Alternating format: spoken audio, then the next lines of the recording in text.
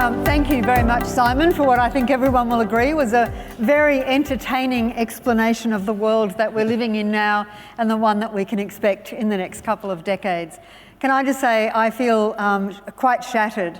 I finally found a man who finds census night as exciting as I do, only to find that he sees me as an imminent intergenerational transfer of wealth.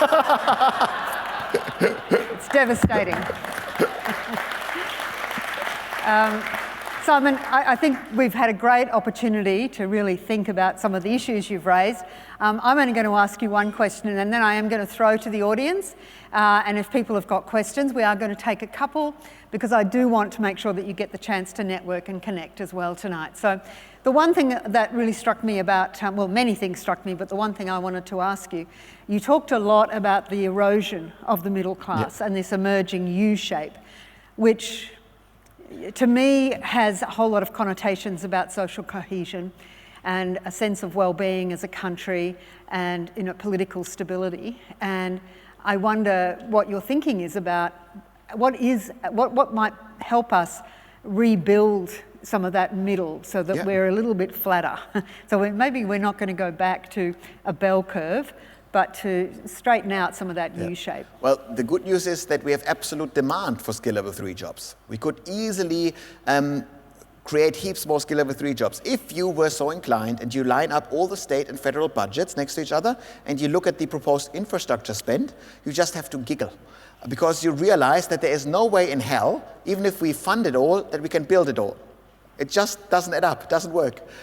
So we definitely have the need for skill level 3 workers. There is a magic machine that creates skill level 3 workers. It's called the TAFE system. And the dumbest thing that we've done in education in Australia ever was to charge for TAFE education. TAFE should always be free. Universal free TAFE is absolutely important. And we put a hurdle there.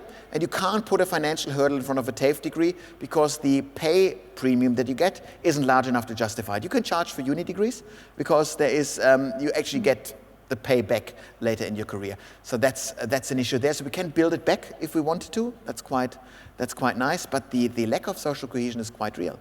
Because we lost religion as social cohesion in the process. Now we're losing the middle class. The last remaining bastion of social cohesion in Australia is sports. So don't ever underestimate the power of hating the same sports team that really keeps this country together. Well, on that note, I just note that the Maroons had a very decisive victory last week. And I apologise to every Queenslander that I'm wearing blue tonight. Okay, do we have some questions? I think we've got roving mics. We've got one here. We've got some down further. So if you've got a question for Simon, we've got one over here. Thank you. That was fascinating. The Gen XZ view of the world is a very Western view of the world. Have you got any comments about how that may shift due to immigration in Australia? Thanks. I got the exact same question at a breakfast this morning. So the answer is the generational stuff is outrageously, ridiculously the same across the whole Western world. That's correct. It is very different in India. It is very different in China. And these will be the two main countries that we take in. So the desire for meaningful jobs is not as strong in the migrant populations. That is quite nice, if you will, because I'm seeing this might be a weakening of these pain points associated with that. So yes, that makes it more complex. And that's one of the issues that we're seeing as Australia becomes even more multicultural. And remember that Sydney has 50% of the population is either born overseas or has parents that are born overseas. So we are doing multiculturalism outrageously well. Yes, there are plenty of instances of racist incidents, but we are doing outrageously well in doing this. But if you want to successfully manage future Australia, you will need to increasingly become capable of navigating an ever more complex world, a world where people that you're interacting with are different from yourself on not just one level, but on so many levels. This is gender, sexual preference, income, race, blah, blah, blah. All of those things increase. So managing complexity will become ever more important. Interestingly on that, when you say we've abandoned religion, I think that is largely true for a lot of Western countries, including Australia. But it's not the case for many of the people that we're bringing in from the Middle East, from India, from China.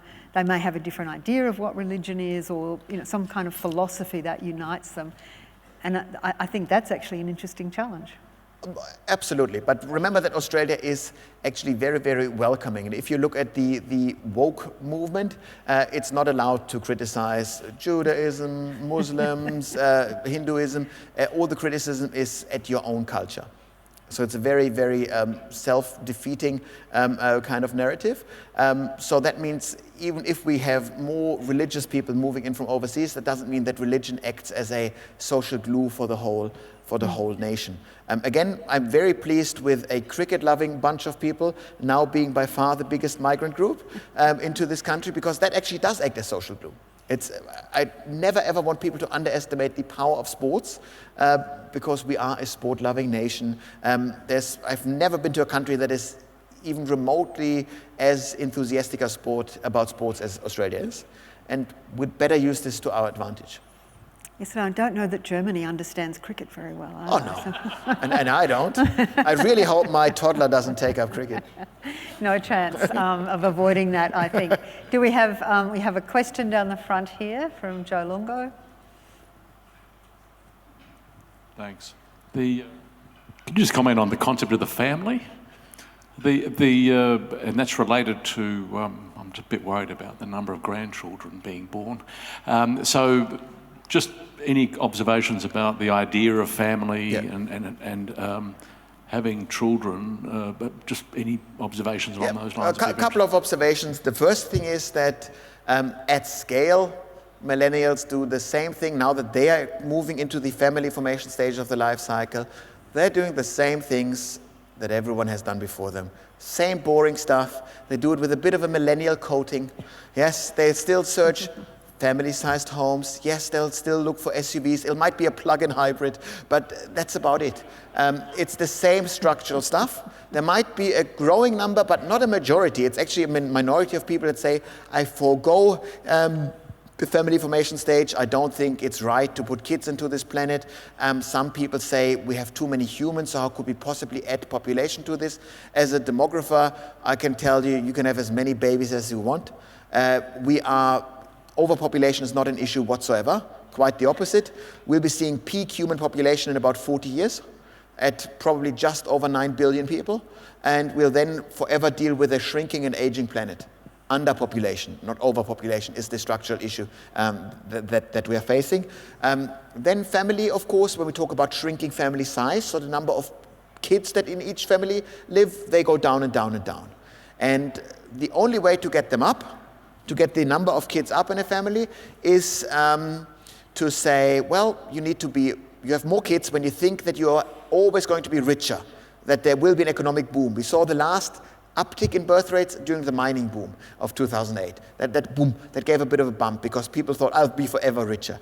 That helps. Also, cheap housing helps, because in Australia, we have a clear formula of what a house needs to look like. 1 bedroom for mom and dad, 1 bedroom for each kid, and a Zoom room if you're a knowledge worker. These are unnegotiables. And so that means if you want 2 kids and you're a knowledge worker couple, all of a sudden you need 4 bedrooms. That is outrageously expensive in Sydney and Melbourne. So that's probably max. You can't go past 2 kids. So that puts the lids on how many kids we have. Housing, every topic that you talk about in Australia, there is always a housing angle to it. Because we haven't fixed one of the biggest issues in this country just yet. Yeah. I'm not sure that I answered your question, but you kind of asked me to ramble on a bit, so that's what I did. We've got one over here. A lot of the slides you put up showed very long-term trends, and demographics seems to be like waves that move really slowly. But then you were saying you really love census night. So or the census results, presumably. Don't get me started again. Okay, right. So I suppose the question is, you must expect some surprises, because otherwise all these trends are inevitable. You'll know what it looks like now, what it looks like in 2030, in 2040. So there must be some surprises or some unexpected shocks. Well, What are the things you look for in the census, and what are sort of some of the changes that could change some of those curves you set out? So before the census data gets released, we always come up with things that we expect. And you go like, I'm pretty sure religious affiliation will be down, down, down. So that's not a big one. And we were always sure in the past censuses that working from home finally goes up, and it never did. It really took a pandemic to drive up the working from home figures. It's these kind of things that you monitor constantly. I also closely monitor stuff like cars. Because over the last decade, there was all this talk about young people forgoing driver's licenses, young people not driving, the average number of cars per family going down. And I always figured, don't worry about this. We are more car obsessed than ever before. The only problem is that we lived through a decade of millennials being in the car-free stage of the life cycle, where you live in the inner city. Now that millennials move to the urban fringe, they'll buy cars, they'll buy 2 cars per household actually, bit by bit. So there are predictable trends that we come up with, and then we always pray that the data actually shows what we think is the case. But then you have an event like COVID happening. I didn't have this on my demographic bingo card. And so then all of a sudden, demographic insight became breaking news. And then I did a video early April, March 2020, discussing what COVID will do to the demographic population distributions in this country. Thankfully, this was spot on. So I can now point to those old videos as a token of pride. For all those predictions where I was wrong, we're just not talking about them. Do we have another question in the room? Yes, at this table, is that right? Oh, here, sorry. Thank you. Excess mortality rate is running at roughly 15% last year.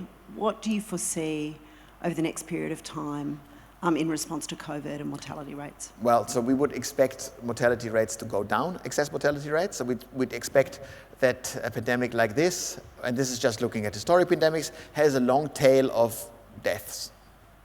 But it should get better, less dramatic year after year. But the pandemic is another example of an event that shows that we overestimated the rate of global population growth. For example, all of a sudden we had an event that just creates more deaths than expected, that drives population down. We didn't have those population models, they don't have something like Russia attacks Ukraine modeled into them. So all of a sudden that takes people out of the equation, quite dramatic. Increased food prices takes people out of the equation. Birth rates in Africa fell much, much faster than the big UN population forecasts projected, because turns out if you constantly consume global media, you follow a global idea of what a family looks like, increasingly. And so this is fed through the whole system. So that's the kind of stuff. Yet again, I'm expecting long tail of excess mortality, but getting better bit by bit. There was a lot of talk at the beginning of the pandemic that forcing everybody to stay at home for days on end might see an increase in the birth rate. Did that materialise? Not at all. Quite the opposite. There was the assumption that when you're... Familiarity bred contempt. Yeah, it's the idea that at home the only thing you can think about is to procreate. It turns out we baked sourdough instead. And to be honest, as a demographer, that didn't come as a surprise, because in times of economic downturns, you always have fewer rather than more births. Right. So that's, and in historic pandemics, the same thing. So we would expect this to go down. Do we have any more questions in the room? We've got one here. I'm sorry if I'm missing anybody. Over in the middle after that, I think. To you, Angus, is that right? Next. Ellen. But here. Okay. You were talking about the 1.7 kids we have in Australia for the millennials. And most of my friends, they're probably tertiary educated with postgrads, but they are being pulled out of the workforce because they come from overseas. It's one of the 50% of Australia. They don't have the family support. Yeah. What does Australia has to do to support them from a financial package, from a childcare point of view? So since I'm just throwing out government money, I already made TAFE free tonight.